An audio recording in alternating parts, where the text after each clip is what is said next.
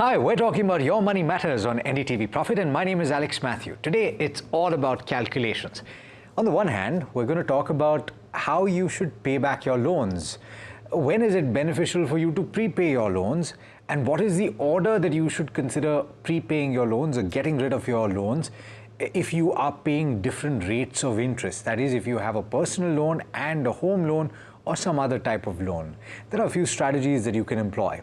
And the second part of this conversation is a very interesting calculation which actually might throw up a situation where you can earn more on an EPF in your Employee Provident Fund than you could earn in equity post-tax. I know that it's not a like-to-like comparison, but still it's an interesting calculation to consider and to look at.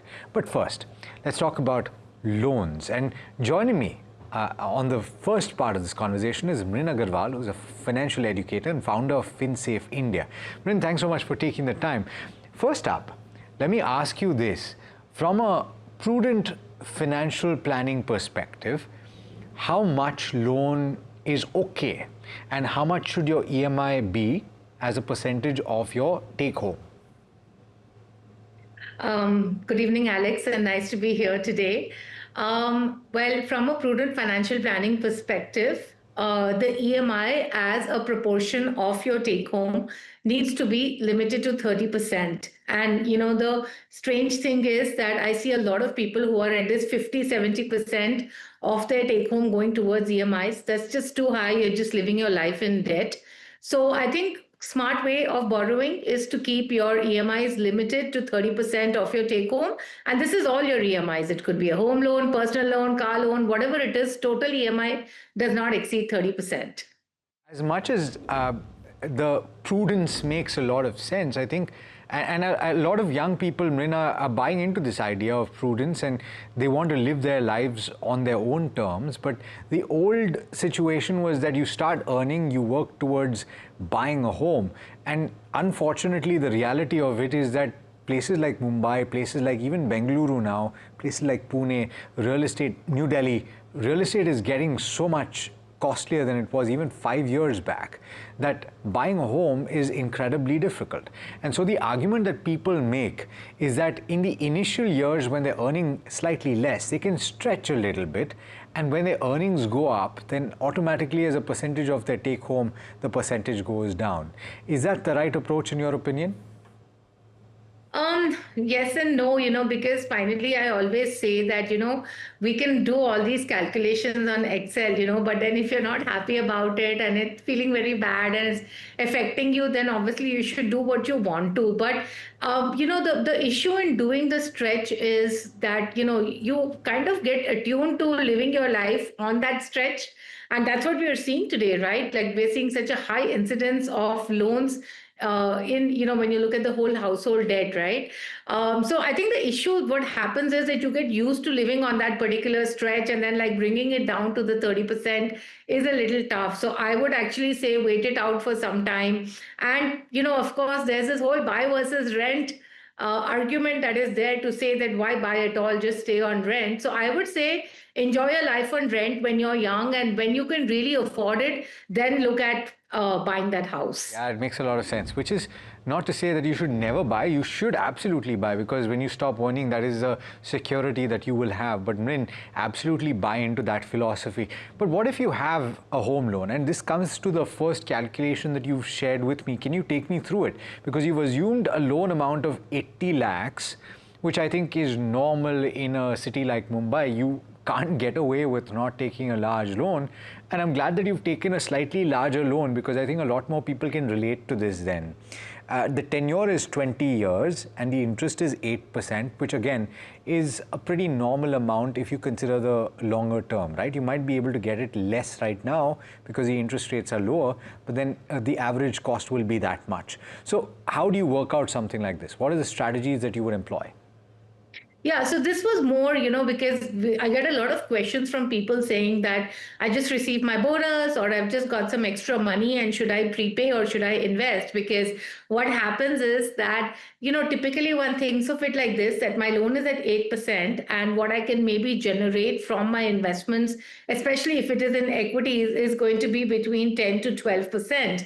So then, the question then remains that why should I prepay the money? Why don't I just go ahead and invest? So we'll take this, I'll give you the answer in two parts. So the first part of it is really in terms of what happens if you do a repayment. So let's say that, in this particular case, you have some extra amount of money and you're prepaying 1 lakh rupees every year, right? So what happens due to that is that you of course save a lot on the interest. So versus the 80.5 lakh rupees as interest, you're almost saving around 17 and a half lakhs as interest. The bigger aspect is that your loan tenor is falling from 20 years to almost 16 years, right? So you're repaying your loan 4 years earlier, right? So that is if you do the prepayment every year. Now, if you say, no, I don't want to do the prepayment, I want to go ahead and I want to invest this money every month. So, assuming a 12% return, the in 20 years, that amount, the 1 lakh rupees invested annually every year, will lead you to about 76 lakhs, right? Now, this is where the numbers are concerned. So, what you're weighing for yourself is, do I want to prepay my loan 4 years earlier and save on 17 lakhs interest? Or do I want to have 76 lakhs wealth? And, Alex, there's no right or wrong in this.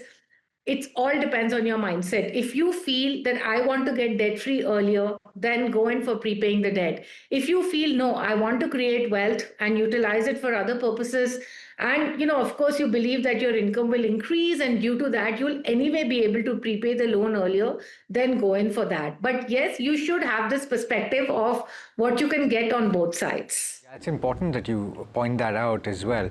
And for everybody tuning in that's not familiar with this scenario, in a home loan, what happens is that you're better off prepaying in the first half of the home loan, because the way that the EMI is constructed is that in the first half, the interest component of the EMI that you pay every month is much larger, and in the second half, particularly towards the end of the home loan, the only thing that you're paying effectively in that EMI is the principal. And so if you get rid of the principal early, the interest incidence comes down quite dramatically.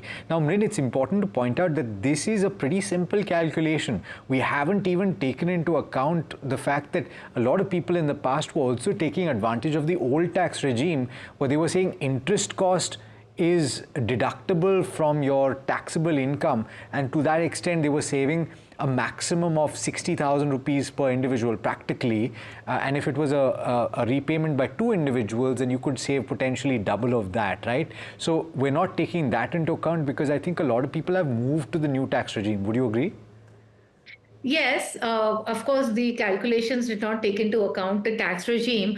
And the other point that I do want to point out is that at the end of the day, you're still paying the interest, right? So even if you're getting the tax benefit, there is still an interest outgo that is happening. But then it comes to a few scenarios, right? We've assumed in this first scenario that you will get 12% over the course of the lifetime of the investment, which at this point, Mrin, it must be said, it makes sense. But then who knows, in 10 years, you might have a lower rate of growth for India and you might have to reset lower. So we're making certain base case assumptions. And of course, interest costs could also, by that argument, go down quite dramatically. It may not stay at 8%. So equally, that is fine. But having said that, there are a few more scenarios that we can build in, right? To say that apart from this home loan, you might have other loans as well. So if you have multiple loans, what kind of strategies would you employ if you're trying to pay them off? Yeah, so the typical strategy always when people have multiple loans is to always focus on the high interest loans first. So like credit card loans or like personal loans, right? Because you always believe, okay, I'm paying 17%, 40% out here as interest. So let me first get rid of these loans. But I think that strategy works when you have only like high interest loans, and typically most of them are lower tenor in nature. But when you have a combination of loans, so for example, when you have like a personal loan and you have a home loan together, that strategy may not work because, by the very fact that the home loan, the actual absolute outgo that you have every month and for a longer tenor as well, creates a very big impact. So if I can just explain this through an example, that let us say you have a home loan for 50 lakhs at 8% for the next 20 years, and you also have a personal loan for 12% for the next 5 years, right? So the total outgo, the total interest outgo that you're going to have in both the cases is, put together is going to be about 52 lakhs over this 20-year period, right? Now, typically, if somebody has money and they decide that I want to prepay the personal loan first, and of course, everything is assumptions here that we've taken. And, one of the things that I want to call out is that each person really needs to sit down with their financial advisor and work this out for themselves, because there are so many different situations that can happen. And and it all depends on which is the year that you want to do the repayment as well. But let's say we've assumed over here that the repayment is going to be in year 3, and then from year 4 onwards you're utilizing that extra amount to repay the home loan, right? So in this case, what happens is that your total interest outgo from 52 lakhs becomes 41 lakhs, right? Now, let us assume that you think that I am going to close the home loan first, right? Because there's a higher amount of outgo. So you're going to close the home loan from the second year onwards. You're going to start paying 2 EMIs. So of course, here what happens is that because you're closing the home loan first, and again, as you explained, that in the first 5 years, it is basically the interest component that is higher than the principal component. So due to that, the total outgo on interest will reduce to about 38 lakhs. So as I said, there could be a lot of permutations. It all depends upon what are the loans that a person has.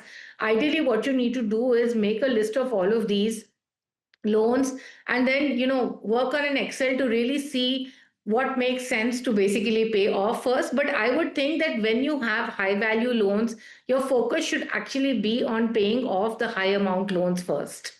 Okay, so that makes sense. Let's talk about a couple more things. One in particular, right? Because in the current juncture, you have the interest rate regime, which is moving to a lower rate regime, right? So the Reserve Bank of India has been cutting interest rates. It is possible that you might have another couple of rate cuts. And a lot of people are assuming that a further 0.5 percentage points or 50 basis points will be shaved off. And that means that home loans will be heading lower, the cost of home loans, interest cost.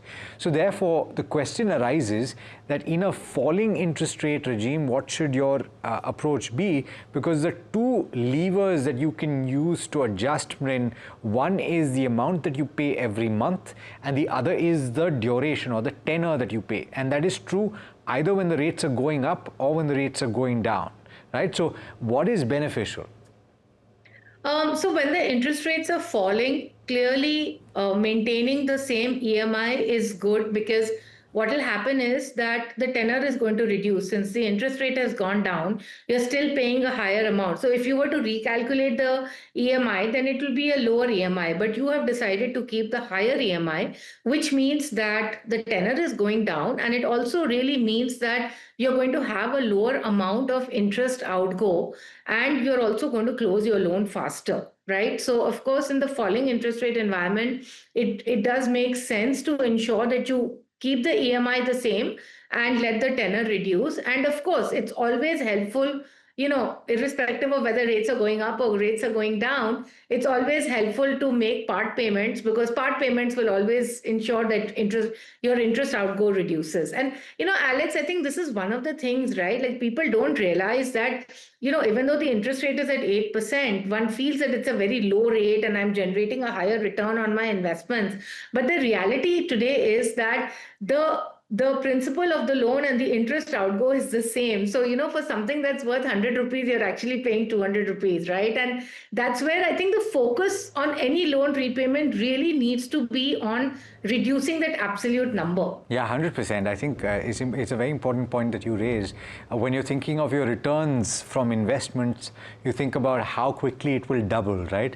And that simple rule of 72 formula. So in a very simple example, you divide your 72 by the rate of interest that you're earning. So if you're earning 7.2%, then you're doubling in 10 years. This is true when you're paying something as well. So I think you raise a very, very important point. The last point has to do with how to, a few things to get debt-free faster. You want to run through the list?